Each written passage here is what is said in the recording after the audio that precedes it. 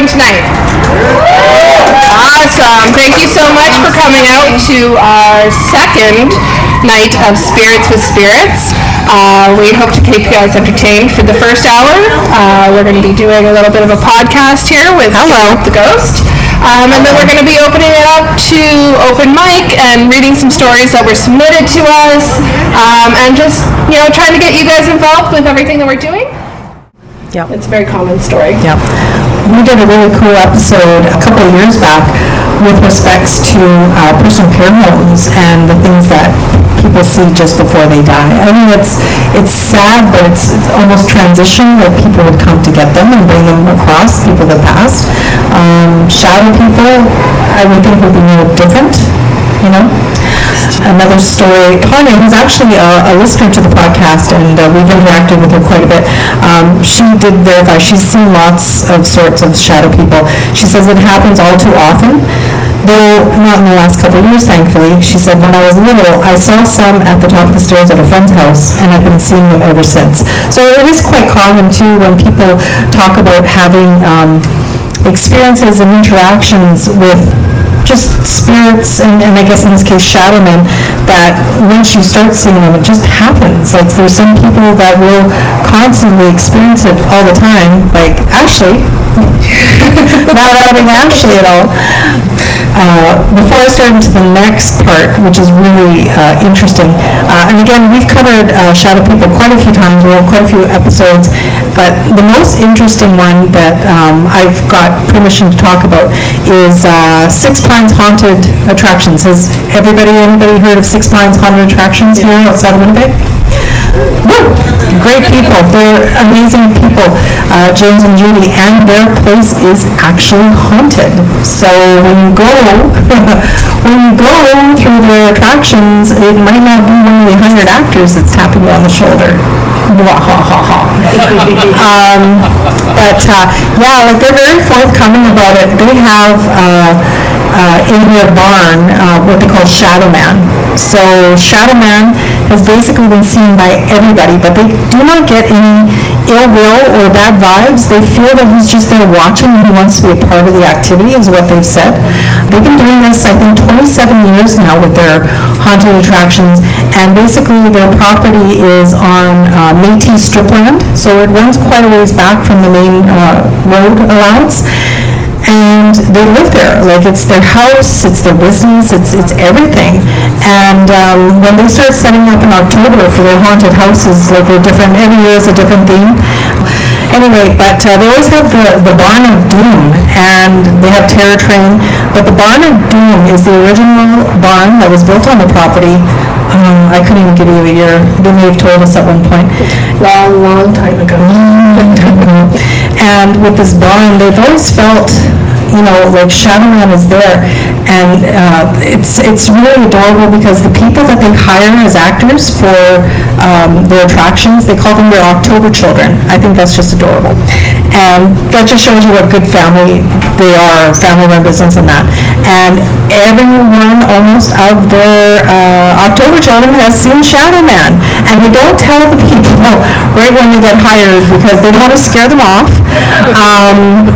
They're not trying to trap them by any means, but we sat there one night and we recorded stories, and here's what some of the October children had to say. So Rachel was working with Six Pines for about 12 seasons. The last few seasons she was working at the top of the barn, which is the Barn of Doom, where Shadowman is known to haunt. And he is sighted quite often. It's a very old barn, she says. It's built in the early 1900s. And she says, when you're in there for a while, you start to hear all the creaks and the cracks. If you've ever been in an old house and you can feel the pressure under your foot and you hear everything kind of making noises and whatever. So anyway, she says, you know when the foot steps on a board and it makes that sound in certain spots, and we know where this is coming from. She says, then one time I hear footsteps along the boards of someone walking up to me. It's walking towards me. And then the noises stop. And then she says, and nobody was there. And she just figured it was the Shadowman checking up on them, or on her. So it's just like an accepted type thing. And here's some more stories from Six Pines. So Tyler worked at the bottom of the barn for 8 years. He said, when you're an actor there, you know where everything is. Your eyes adjust to the dark, so when you see something weird, you know it's weird. You just feel it. A friend of mine named Chance would work in the barn as well, and I would know where he would stand, like always. Then this one time I saw him and I said, "Hey Chance, what's going on?" And he just stood there and stared at me, said nothing. And I'm like, okay, fine, whatever. Then I turned around to my right and came face to face with Chance. Oops. Yeah. So, another employee there named Marilyn said she used to work at Six Pines for about 6 years, but she keeps coming back every year. And then she said that she's had experiences with the Shadowman. She had quite a few experiences, and she said, during an after-work gathering, I was sitting and talking to my friends, and I overheard on some of the other conversations that was going on that the Shadowman was standing outside the building of where they're converging. It was right after midnight, so we all decided we went back out to the barn to go check for him and see if we could find him, because I guess they got the reports from the patrons from the evening. She says, very often I've seen some feet or a face, but when I turned back, there was nothing there. And then she said, I'm from Saskatchewan, so we come to town every year to work for James and Judy, and I would stay in their house. Now, we're going to tell you, we went on an investigation of their property, and we'll tell you about that story after all these stories, because it's pretty cool. So anyway, she says that, James and Judy are so good to these kids. The ones from out of town, they let them stay in the house, and then she said, but whenever I stayed over, I had a weird dream that I was at the top of the stairs in their house, and I was pushed down the stairs, and then I would wake up instantly. Then after about a month of having these reoccurring weird dreams, I told James and Judy about this dream I had probably about 4 or 5 times, and then I was told that everyone that slept over in that room always had the same dream. Dun, dun, dun. We're all supposed to go, You can interact. You can heckle us too. No, I don't want heckling. Anyway, so. All right. So Daniel worked at Six Pines and saw the Shadowman a couple times. He was in a room with a long, dark hallway. I hate hallways. With a dim red light at the end of it. He said, I saw this figure standing in the corner and I could see the outline of the person. I put my mask on thinking it was a customer. I'm looking and he was not moving. About 10 seconds or more of nothing happening, so I start walking towards him and he just vanished right in front of me. I see him at least once a year when I'm working in the barn. Lovely. Well, at least they know what to expect, It builds character. Sorry, one-handed is not I fun. know, it's not good. We're going to clap later with like this. Anyway. All right, and then there was Stacy. Stacy was working in the terror train, and she said when she saw a Shadowman, she said, I was in there by myself, and then there was a shadow. I called out to it thinking it was James, who's the owner. And she says, but it wasn't him. I swear I didn't know what to think, if it was an actor or what, but it disappeared right before my very eyes. Very creepy. And then this last, this is a good one. This one's really, really good. And then Jess also worked there for a few years, and Jess said, it was a girl, Jess, said, it was my 3rd weekend, and then I worked in the cage, midway in the barn. They changed themes every year too, so I'm not too sure what the exhibit was when she was in the cage. And then she said, my manager, Bernard, was working the room before me, because it's kind of like a maze setup. Has anybody ever been to Six Pines? Yeah? So in the big barn, they have like mazes, right? They have all these little rooms or little hallways and stuff. So she said, my manager's working the room before me. Tyler would work in the room next to me afterwards. And she said, when a group of people were coming my way, Bernard would bang on the wall so I would know that people were coming, so she could do her shtick, right? And then she said, then I saw one person just randomly walking towards me, but Bernard did not bang on the wall. So I'm like, what the fuck? And then she goes, we swear a lot and drink too, by the way, if you haven't been here before. Anyway, and then she says, and then I get into whatever I'm doing, like, to do her actor bit, and then she says, and then this person is really tall, but he's taller than me. And she says, I'm 5'10", so it was kind of weird. And he's standing there staring at me for 5 seconds. But then he goes back the other way from where he came in. So she says, I'm totally confused at this point. So when I told Bernard somebody was coming back his way, he says, nobody's coming this way, there's nobody here. And then he just vanished. They couldn't find that one person. Nobody went past her to the next room or went back to the next. So they figured it was Shadowman just checking things out. Creepy. Nice. We had experiences in the terror train too, do you remember that? I don't remember that one. Really? Yeah. Yeah, when Judy and James took us through, you don't remember that? I don't remember that. Okay, so, well, we weren't always together though either. That's true. We might have been in the old barn. Remember that? Okay, so how it works is their house, their barn, and a few of the out structures are on old Métis script land. And the original, well, it's not a barn, I guess it was a house, and it was like an old brick house built in 1905. And it's still there. It's missing kind of like a door. Well, I don't know, I guess it has a door. It has a door. But it was kind of open like it's storage. That's what they use it for. So I think that's where we were for the longest time with James. Maybe. And then you went into the terror train. Yeah, I went with Kelly into the terror train. So we were walking through the maze part, and we got, she had it set up as like a doll room. Oh. That's probably why I didn't go dolls. there. I don't do dolls. And like before that room is a motion sensor, right? So you go through and things scream at you and scare you, and so we knew it was there. We walked through it. It was all good. Got to this doll room. Oh, in the. I know what you mean. Not the terror train, but in the. Is that terror train? No, that's the mansion, right? The vampire mansion. It was the vampire mansion, I thought. Anyway, sorry, go ahead. So many buildings, I don't know which A one. lot of buildings, yeah. But anyways, so we get into this doll room and everything's all creepy, and then all of a sudden, we hear screams again. But we're all together. There's nobody else. Oh, yeah, okay. Right? So it kept triggering. Yeah, it kept triggering. We couldn't figure it out. Like, we'd stand there, we'd be still, and it wouldn't go off. Yeah. So we'd be like, okay, whatever. We'd go to another room, Right. and then it would start screaming again. Yeah, that's right. I do remember that. Sorry, my mind's a little fuzzy. But the cool thing is like, me and Sherry, we don't investigate. You know, we love all that stuff. We love the stories. We love collecting stories, repeating the stories, sharing, because we share the ghost love. But we love hanging out with Kelly and Ashley because they're the real thing. They do the investigating. They've seen a lot of stuff, like Ashley's got her own experiences.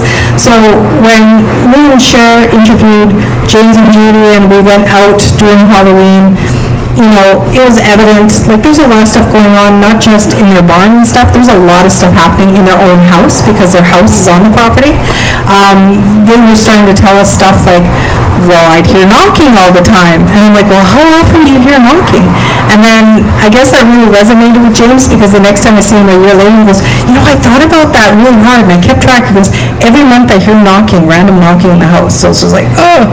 And at the same time, he also would say that it hadn't happened for about 5 or 10 years, but they would see a little girl dressed in white at the top of their stairs in their home, which was really, really interesting because you got the Shadowman happening in the barn, you got a little ghost girl happening in the house, so like there's a lot of energy happening there. So I'm like, if you ever want somebody to come out and investigate, I've got the people for you. Like, just let me know. And that's exactly what we did. For as busy as they are, like right now is July. I think for the last month they've been building their next attraction for like the last, like they'll be working, getting prepared and ready for Halloween like now. In fact, she sent me a picture of all the wood and lumber for building the next attraction. So to actually get in to see them, I invited them here tonight, but they're quite busy. They have like a traveling petting zoo during the day because like that's how they offset their money on, you know, the off season. But they said definitely tell their stories, go ahead, you have your permission, and you know, all that good kind of stuff, because like, we're respectful like that. It's always nice to hear it right from the horse's mouth, not calling Judy a horse, but but in any event, like when we recorded the investigation, we were able to convince them to have us out like days before the next attraction opened. I think we went out October 4th or something. Yeah, it was just before. It wasn't a pinch, like it had to happen fast, like we got permission, like they're like, okay, if you're gonna do it, come out now. And they were just as curious and appreciative for having this ghost investigation happening at Six Pines. So Ashley and Kelly brought all their amazing equipment. They got so much really cool gadgets, and that's what we did. First off, we went to the back of the property because they always felt that there was like an indigenous burial ground out in the back because there were some really weird vibes. I don't know, a weird vibe out there. There was a weird mound, like a circle mound almost, right? Yeah. Like it was weird. It's weird. But your gadgets never picked anything up out there. No, we got the picture. It was Oh yeah. Oh my God. Yeah. That was horrible. My husband took a picture of, like, we're just taking pictures random in the forest. It was dusk or whatever. And he took a picture of something that was not there when he took the picture. Like, it wasn't any one of us. Nobody was wearing that kind of, it was like a gray kind of weird jacket, and it was like a blurred picture. We normally don't get blurred pictures on iPhones that often. Not when you're just taking a picture. Standing still. Taking a picture, like, I mean, if you were to go like this, but I give my husband credit, he's not gonna just take pictures like paparazzi and stuff, but that was a really weird, and that was the energy that was from that back part there, so we got that. I still haven't showed that to Judy because we haven't finished the full, well, we didn't really finish the full. Yeah, that's true. We didn't get to do a full investigation. So, but we did check out the property, the barns, and your equipment was going off on that one, the manor house, or the rampart. It was called the manor house, I think, the manor, not mansion. Maybe. Yeah, but remember you were doing the, what do you call it, with the, one of your apps. Spirit Box. Spiritist app? Spiritist. Okay. And we're getting like really, really weird messages in that one spot. We kept on going back and forth. Yes. And then James goes to say, well, behind here, we found a bloody butcher knife one time. So I'm like, what? What do you mean you found a bloody butcher? Oh yeah, we found it here. I'll go get it for you. No, that's okay. And I'm thinking, Is it? you sure it wasn't rust? He goes, no, I know rust. It looked like it was blood. And I'm like, what? He goes, yeah, I cleaned it off. It's in my shop. I'm like, oh my God, what have we gotten ourselves into? Because we didn't quite know these people. Well, we knew them, but I was just like, what? Anyway, and then he took us to the spot behind all his buildings and stuff, a little bit of bush, and he's like, I get him really weird. And he goes, like, this is the man who dresses up as the wolf man and puts on all these exhibits and haunted, gory to the max stuff. And he's like, I get the creeps, right? He said, I get the creeps when I'm out back here. I was like, you get the creeps of something, which is quite amazing to me. And he's like, yeah, I don't like to come out here by myself. And then he proceeded to tell us that the property that his house on was owned by a brother and a wife, and the property next door was owned by the other brother and a wife, like by the same family, and they found the wife bludgeoned in the basement. In the neighbor's yard. In the neighbor's yard. So we were wondering if it may have had something to do with that, because the husband did go to jail for that murder. I looked up, I did a history search, and he went to jail. He did get out of jail and stuff, but they never did find the weapon, and they never found any more. Well, that's what we're wondering, yeah. Maybe he should have handed that in somewhere, I don't know. But, I don't know, and then, we don't want to intrude. We wanted to try and help them get some more information on Shadowman and all that good stuff, like just if their gadgets could pick any of that good stuff up. And then it was getting late, it was like 10 o'clock, it was a school week, right? Work week, and then James was like, they're getting all into it because they want answers. They're like, do you want to come in the house and come investigate the house? And we're like, okay. Well, it's like, I just feel bad because they have to live in this house. And do you want to tell the rest of the story of what we found in the house? Sure. So, yeah, like Jess had said, they mentioned that they used to see a little girl in a white dress at the top of the stairs. So we had asked, like, okay, we love the tour that you're giving us, but can we see these stairs? Like, we have some equipment with us tonight that, we can see what we can find with this. So we go to the staircase, Kelly goes up to the landing, and I'm on the lower level. And we have these lights, they're called a tripwire. And they light up if somebody touches them, right? But you have to use, like, if I want to touch them, you have to use quite a bit of force to actually get them to light up. You guys would know. Yeah, they were on the tour last week. So we had these lights all the way down the stairs, and like I said, Kelly was at the top, and we started asking questions, and you can see these lights light up going down the stairs. So like somebody was walking down the stairs as we were asking questions. It was awesome. But every time they would ask a question, the lights would respond with blinking. And you gotta hit these lights. Like, I've tried these lights. Like, they don't just go off, and so something was there, definitely. Yeah, I'd love to go back in. Yeah, so they're gonna have us back, and we recorded our interview, but I didn't want to air it just because I want to make sure everything is all together from start to finish, so, anyway, but, and also, do you know your line? Cher's line? Remember to live every day like it is your last. And never give up the ghost. And never give up the ghost. Thank you. Good night, everybody.